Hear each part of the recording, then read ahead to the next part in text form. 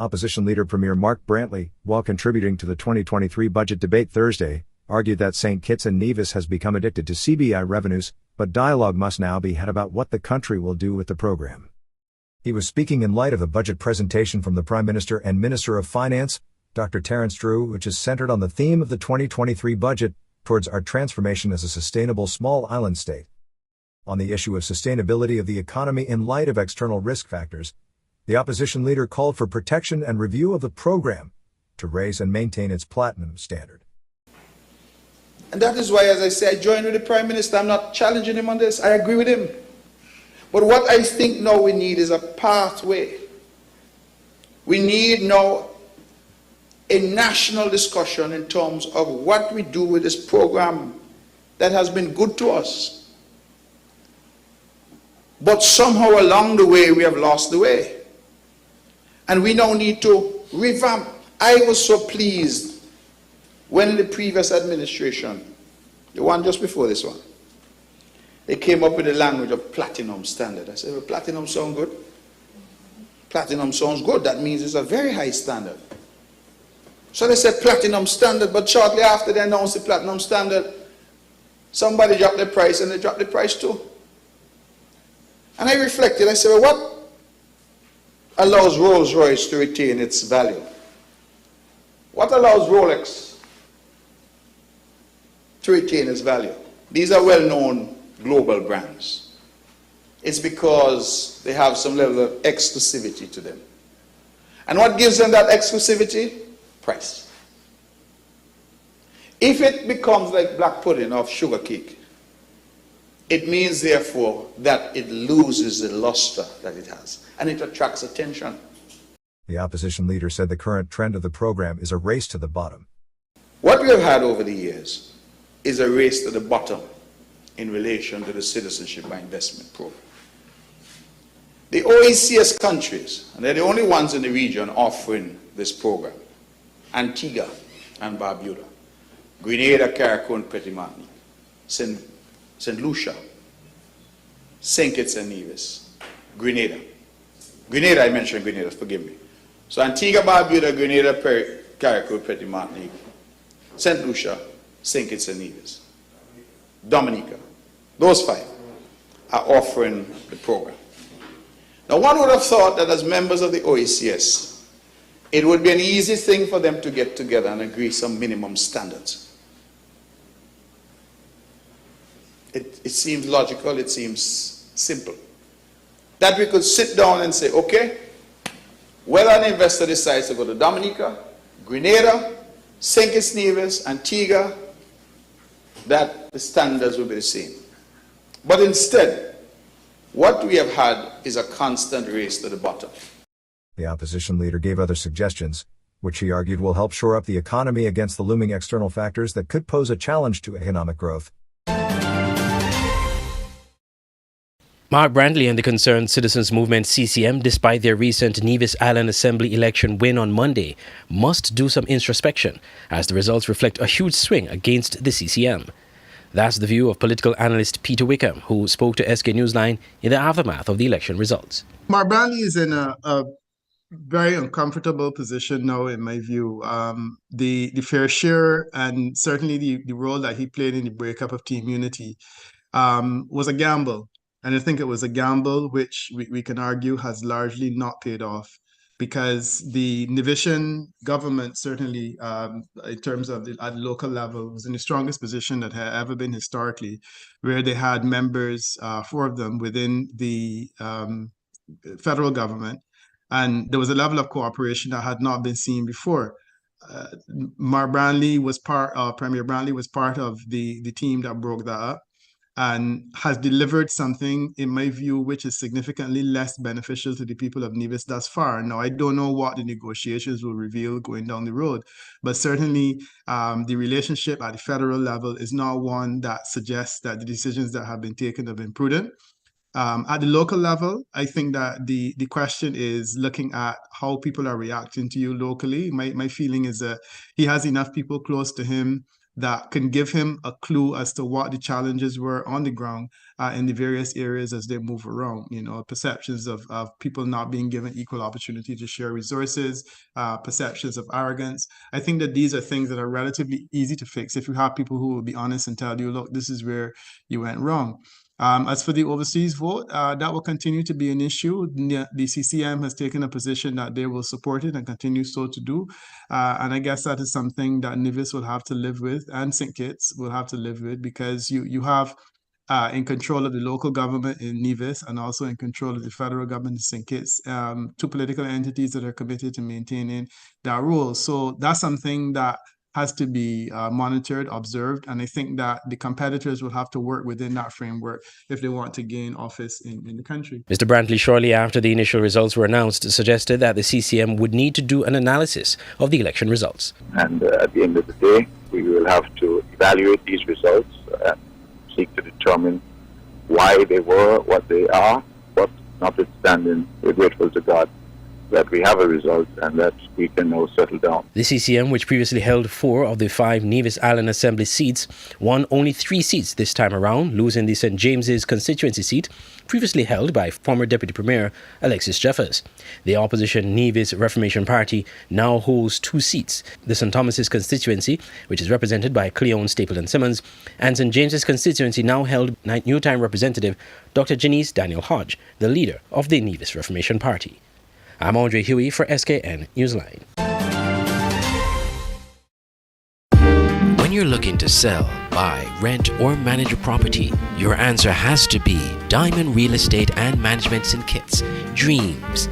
They provide oversight of real estate and physical property in St. Kitts and Nevis, perform regular maintenance, utility payments, and safety checks to ensure your property is well kept. Dreams manages and optimizes your rental listing, recruits tenants, and much more. Looking to sell that parcel of land or property, or dreaming of owning your own? Trust Dreams under the leadership and experience of its CEO, Velma Merchant. Many can attest to her professionalism and customer service. Diamond Real Estate Management St. Kitts. Call 663-7326 or visit their office at 15 Shadwell Industrial Estate, making your real estate dreams come true. The holiday season is approaching, and now is the time to get the message out about your business. Skn Newsline introduces special advertising rates for the Christmas season with our Christmas specials. You can advertise on the Skn Newsline Newscast or send special holiday greetings to the general public with our Christmas greetings on both Skn Newsline and Voice of the Caribbean Radio at affordable prices. Call our marketing department for more information, 665-7496, or email advertising@sknnewsline.com. 'Tis the season to be jolly, so enjoy our Christmas specials at Skn Newsline and Voice of the Caribbean Radio and promote your business the effective way this holiday season. The SKN Newsline website now offers you more news. Log on to www.sknnewsline.com for local, regional, and international news. You can also watch the latest newscast and keep abreast with news in sports, all from sknnewsline.com. That's www.sknnewsline.com. News at your fingertips.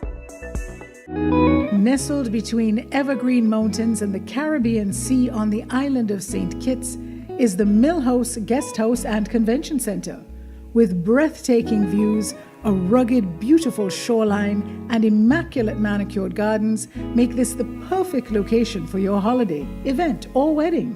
With a large convention center, apartments with balconies providing stunning views, and a secluded cottage for larger family groups or honeymooning couples looking for some privacy. We have something for everyone. Book your stay at www.millhouseskn.com or visit our Facebook page, the Millhouse Guest House and Convention Center, an oasis of tranquility. Leader of the Concerned Citizens Movement, CCM, Mark Brantley was on Wednesday, December 14th, sworn in as Premier of Nevis for a second consecutive term. During a ceremony held at Government House in Bath Village, Nevis, Premier Brantley took the oath of office, oath of allegiance, and oath of secrecy. High Court Judge, His Lordship Justice Patrick Thompson Jr. administered the oaths. while Her Honor Hailita Liburd, Deputy Governor General on Nevis, witnessed the process.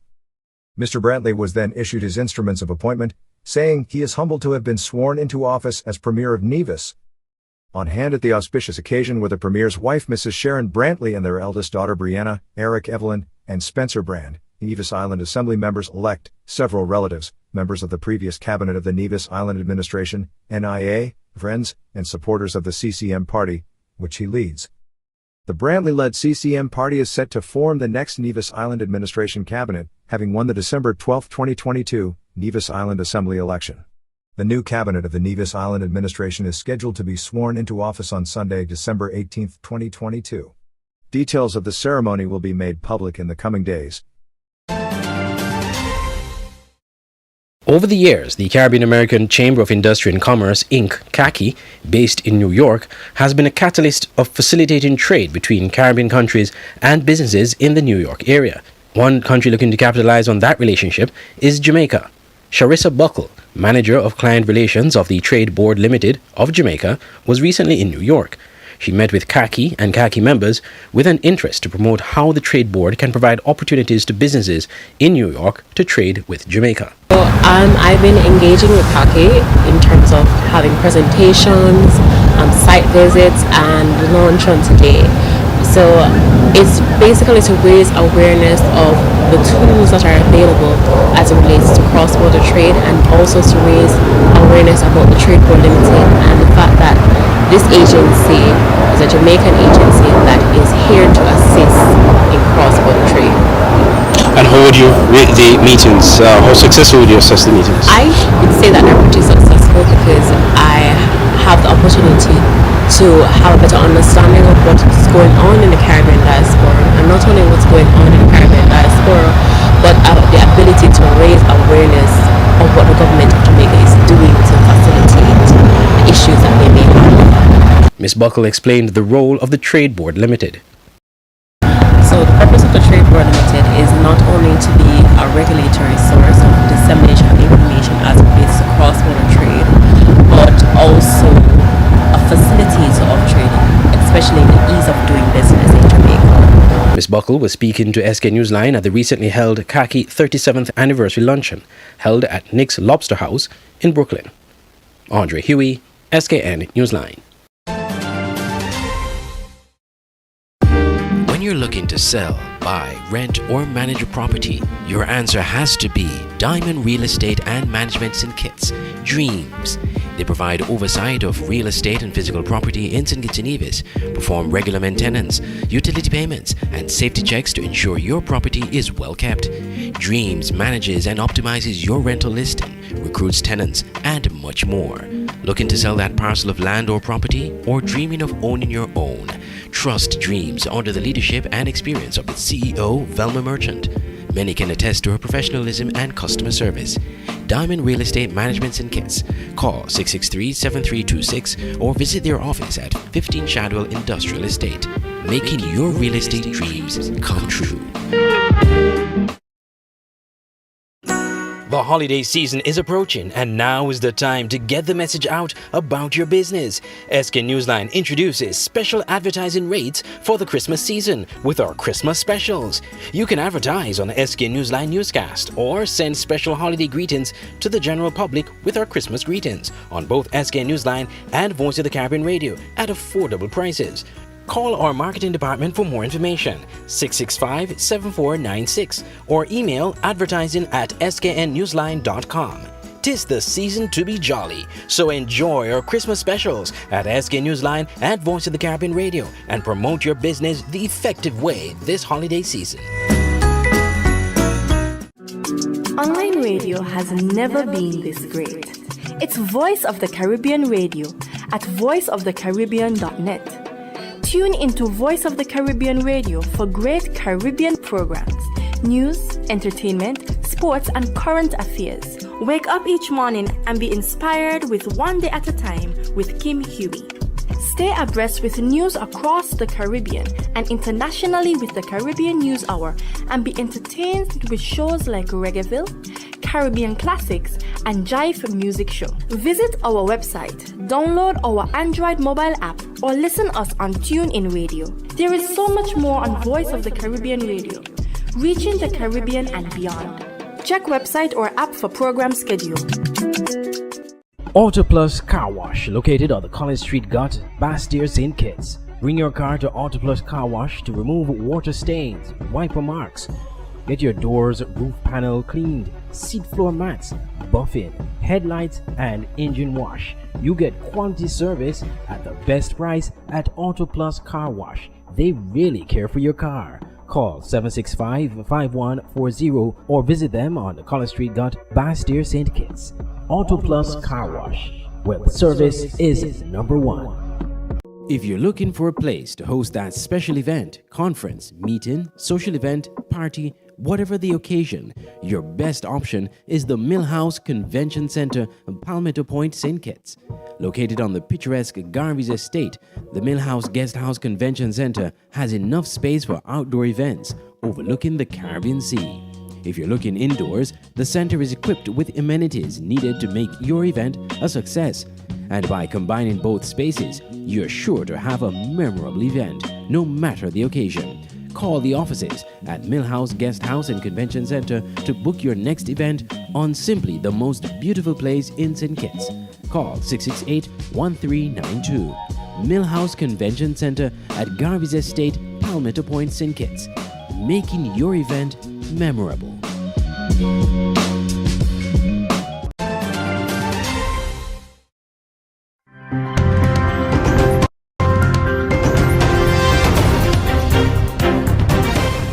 It's the eve of the start of the winter tourist season in Jamaica, a little over 2 years since COVID-19 upended the sector. So how have stakeholders been bouncing back? Kalisha Williams has part one of a two-part feature looking at tourism recovery in the resort town of Ocho Rios. A brand new hotel in Ocho Rios, St. Anne for the new winter tourist season. When the pandemic hit in 2020, construction on the Sago Palm Hotel came to a halt. When we started to go back, we ordering things and shipping things in, and it took, I know a particular shipment that I had took about maybe 9 months, 10 months to get to us. Yeah, so it was painful. It was hoped that the resort would have been opened in 2021. So now the operators are working overtime to get the resort ready for a January 2023 opening. We were told it's one of the best months for tourism during the winter season. We are going to be very busy.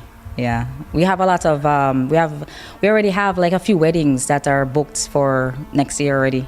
So we already have like people, but we're unable to give them like actual dates, but we have people that have committed to, international. Yeah. While hotels look forward to an active season, some small business operators are still reflecting on the height of the pandemic when, according to them, business was better. Anthony Henry is the owner of Splash Time Water Sports. We did more we see more crowd, but now the place free up, there are more option. They can go all over, so it's not like then. So if they want to lock it back down, so we get more business and can lock it back down, I agree. Mr. Henry stressed that during the peak of the pandemic, when flights were grounded, there was an influx of locals looking for an escape, so he had lots of excursions at sea. And so far, the winter season is not what he's hoped it would be.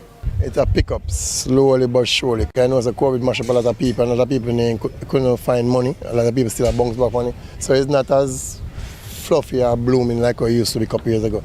But it's getting here slowly but surely, one step. It's like I said, we're starting over again. And even as he spoke to us, a cruise ship arrived at the Ocho Rios Pier, a welcomed sign that things could change for Mr. Henry, but more so for the tour guides who would take the visitors to him, with some coming from as far as Falmouth. It is not looking too bad so far. We have tomorrow coming up, we have one of the largest ships in the world, that's the Wonders of the Seas, will be coming to Falmouth.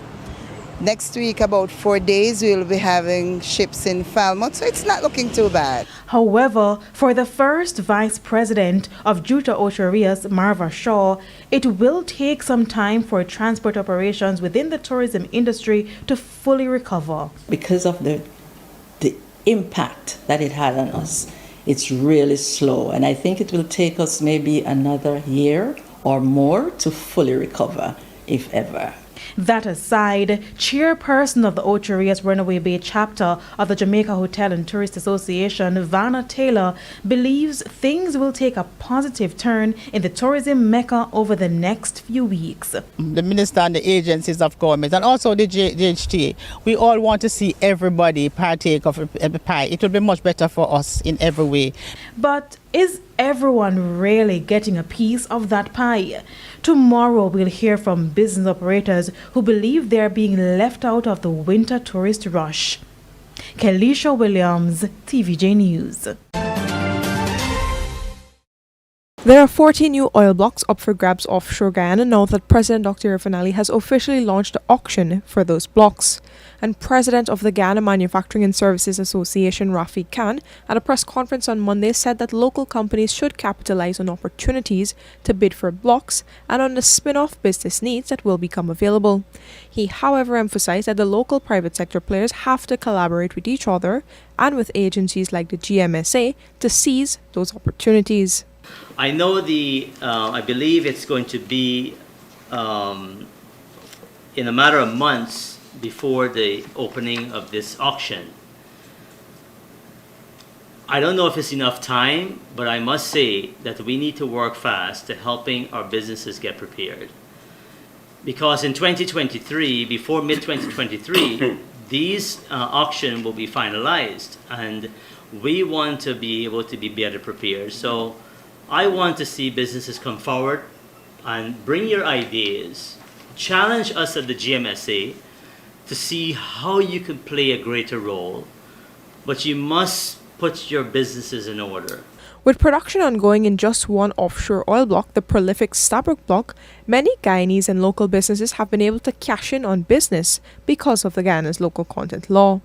Though these new developments offer exciting business opportunities for locals, the chairman of the GMSA's Committee on Trade, Investment and Legal Matters, Ramesh Duku, said that there are many concerns that need to be addressed, chief among which is the responsiveness of local banks.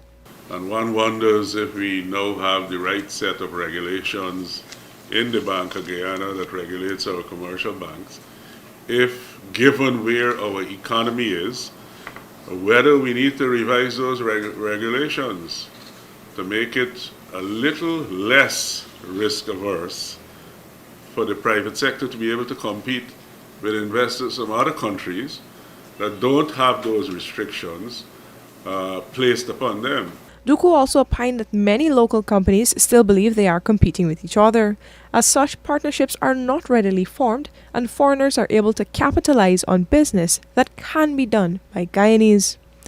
Reporting for the newsroom, I am Vishani Raghavir.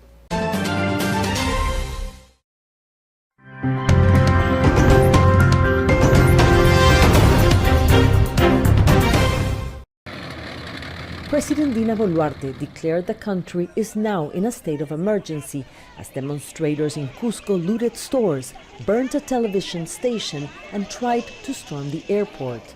In another city in Puno, protesters also tried to force entry to the runway. The army has been deployed to assist the police in protecting key infrastructure.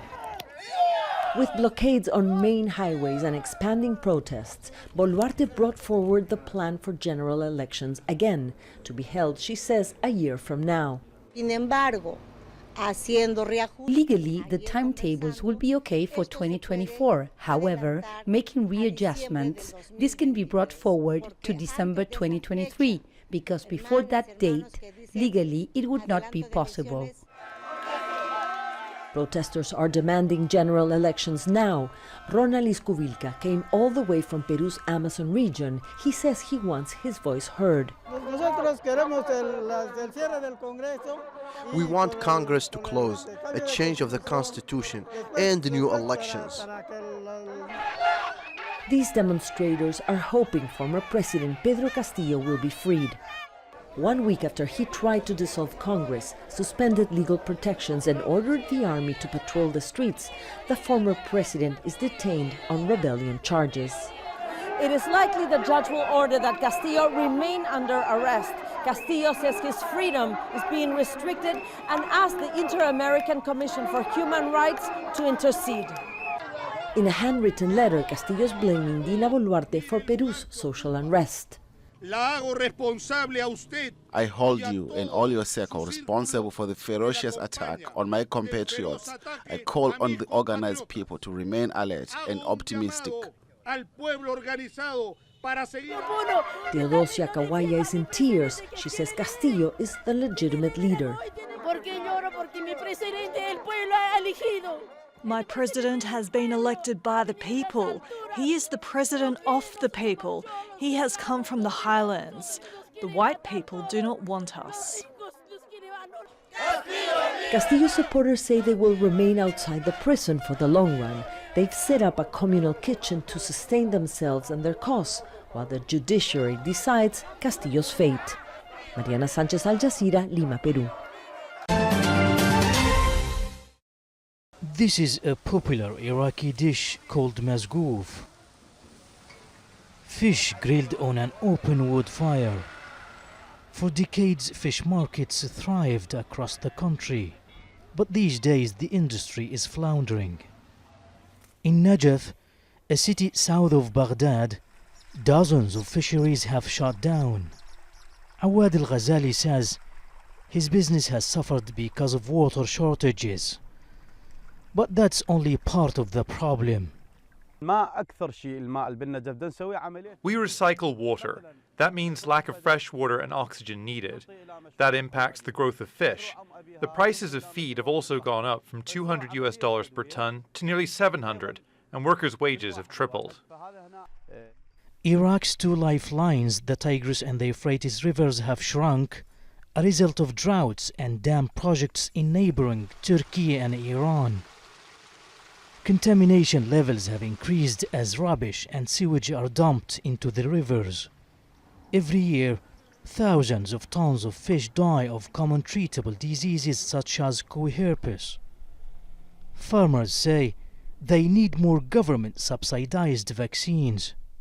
Weighing just 20 grams, this fingerling needs to be incubated for about 6 months before it's big enough, roughly this size, to be consumed. But fish farmers here say the spread of viral and bacterial diseases combined with poor quality feed means many fingerlings are dying in the process. Zaid al-Haboobi's $200,000 fishery was destroyed in a power outage. He laments his losses, showing us where tons of fish died when his oxygen and water pumps ground to a halt. The state power grid can only provide between 180 to 190 megawatts, but the amount required to operate the generator to keep pumping oxygen and clean water to the fish is 250 megawatts. We asked the Agriculture Ministry what authorities were doing to protect the industry. The water crisis is hitting many regions across the world, not only Iraq. We are working on building water treatment plants, and the ministry is liaising with the government in Baghdad to put pressure on neighboring countries to stop damming operations and diversion of water resources. To increase productivity, scientists suggest introducing more robust strains to build up the fish's resistance to disease. Until then, the survival of this beloved traditional dish remains in doubt. Mahmoud Abdul Wahid, Al Jazeera, in Najaf, central Iraq.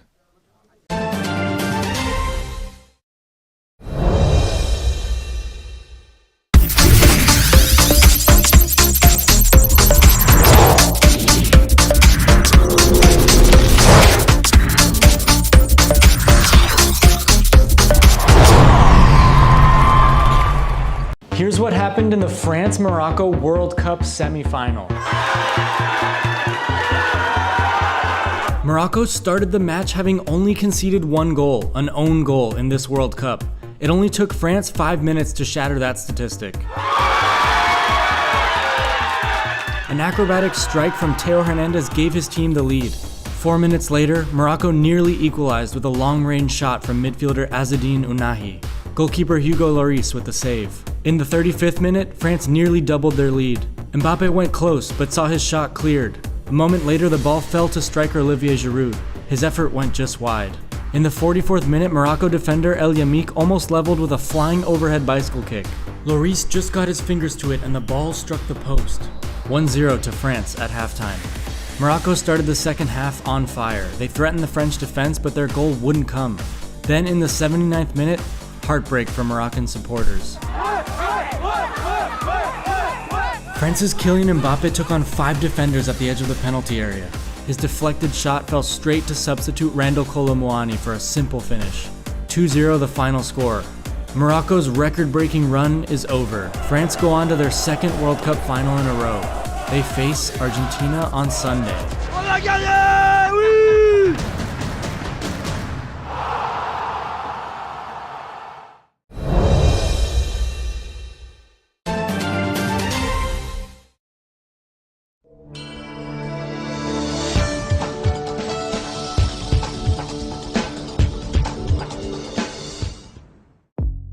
Welcome to the Skn Newsline Weather Report. I am Janil Boone. Here is a look at the forecast for St. Kitts and Nevis.